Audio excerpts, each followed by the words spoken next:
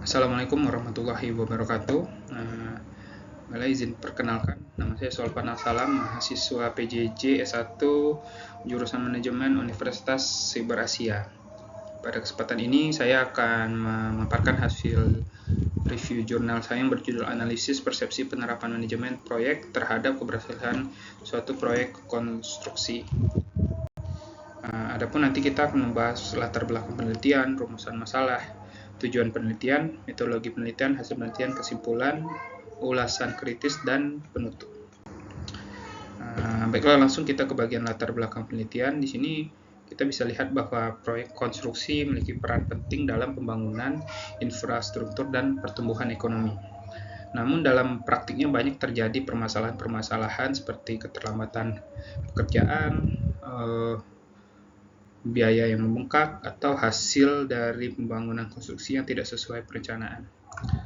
Nah, di sini permasalahan-permasalahan tadi bisa seringkali terjadi bukan karena disebabkan oleh faktor teknis, tapi juga karena lemahnya penerapan manajemen proyek, seperti kurang matangnya perencanaan, lemahnya kepemimpinan, organisasian tim yang tidak efektif, kemudian juga yang terakhir pengelolaan sumber daya yang tidak optimal. Oleh karena itu, jurnal ini menurut saya penting untuk kita kaji karena mencoba melihat bagaimana persepsi penerapan manajemen proyek terhadap keberhasilan suatu proyek konstruksi. Oke. Kemudian kita masuk ke rumusan masalah. Nah, pada rumusan masalah utama dalam penelitian ini kita akan melihat bagaimana penerapan aspek-aspek seperti perencanaan, pengorganisasian, kepemimpinan, dan pengelolaan sumber daya itu mempengaruhi hasil dari keberhasilan proyek suatu konstruksi. Nah, di sini juga kita bisa lihat bahwa masalah utama itu biasanya muncul karena rendahnya efisiensi pengelolaan dan pemberdayaan sumber daya.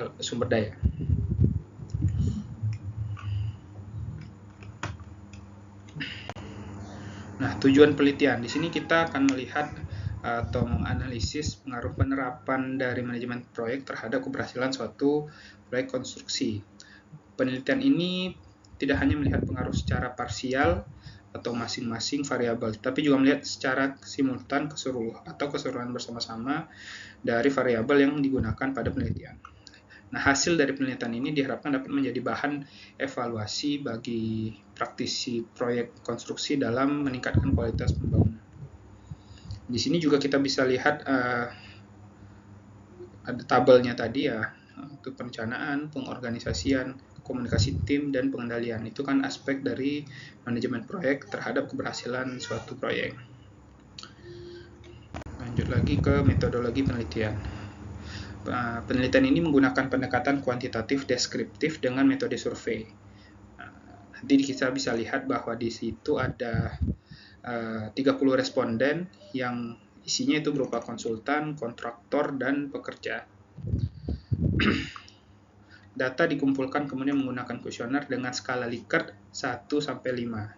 Yang kemudian selanjutnya data dianalisis menggunakan uji validitas, uji reliabilitas, dan serta analisis regresi linear berganda dengan bantuan aplikasi software SPSS. Kemudian metodologi ini digunakan untuk mengukur sejauh mana pengaruh variabel-variabel terhadap keberhasilan suatu proyek atau di sini proyek konstruksi. Nah, di sini hasil dari olah data penelitian bisa dilihat kalau dari hasil penelitian secara simultan pengaruh bersama-sama dari variabel perencanaan, pengorganisasian, kepemimpinan sumber daya yang diolah dengan baik itu memberikan pengaruh sebesar 23% terhadap keberhasilan proyek. Nah, bisa dilihat berarti ada 77% faktor eksternal yang mempengaruhi keberhasilan proyek. Mungkin faktor-faktor lain itu seperti kondisi cuaca atau mungkin lokasi tempat pembangunan dan segala macam. Kemudian juga ada signifikasi F atau bisa dibilang di sini bahwa hasil uji data itu perlihatkan signifikansi F itu nilainya tidak signifikan. Yang mana berarti model regresi secara statistik tidak signifikan pada tingkat kepercayaan 5%. Nah, di sini bisa disimpulkan bahwa hal ini menunjukkan bahwa terdapat pengaruh namun kekuatannya relatif lemah secara statistik. Nah, di sini juga ada hasil uji parsial atau masing-masing, di mana perencanaan itu hanya 0,1%, pengorganisasian atau mengkoordinir anggota tim itu ada 11,2%, kepemimpinan itu cuma ada 1,3% dari hasil survei, dan sumber daya, pengelolaan sumber daya di sini ada 0,8%. Namun berdasarkan hasil nilai tengah atau nilai min, subfaktor sumber daya manusia yang produktif memiliki nilai tertinggi yaitu 4,4. Hal ini menunjukkan bahwa menurut persepsi responden, kualitas sumber daya manusia merupakan faktor yang paling dirasakan pengaruhnya dalam keberhasilan suatu proyek. Kemudian di kesimpulan. Nah, di sini dari hasil jurnal disimpulkan bahwa manajemen proyek itu sebenarnya berpengaruh kecil atau lebih bisa disimpulkan berpengaruh namun relatif kecil kepada keberhasilan suatu proyek.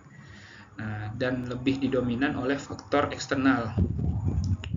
Jadi bisa disimpulkan bahwa berdasarkan hasil penelitian yang dilakukan oleh peneliti ini dapat manajemen proyek memiliki pengaruh terhadap keberhasilan proyek irigasi di daerah irigasi Tokmonto ini, namun kontribusinya relatif kecil jika dibandingkan dengan faktor eksternal. Faktor eksternal itu bisa berupa curah hujan yang tinggi, kemudian bisa jadi mungkin lebih ke, kalau dilihat di lokasi itu pada saat pembangunan itu lebih ke curah hujan yang tinggi menjadi faktor utama dalam yang menjadi penghambat dalam proses pembangunan konstruksi di sana.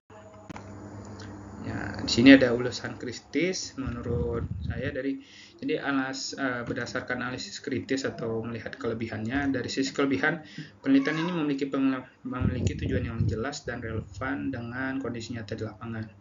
Pemilihan variabel, perencanaan pengorganisasian, pemimpinan dan sumber daya juga sesuai dengan teori manajemen proyek.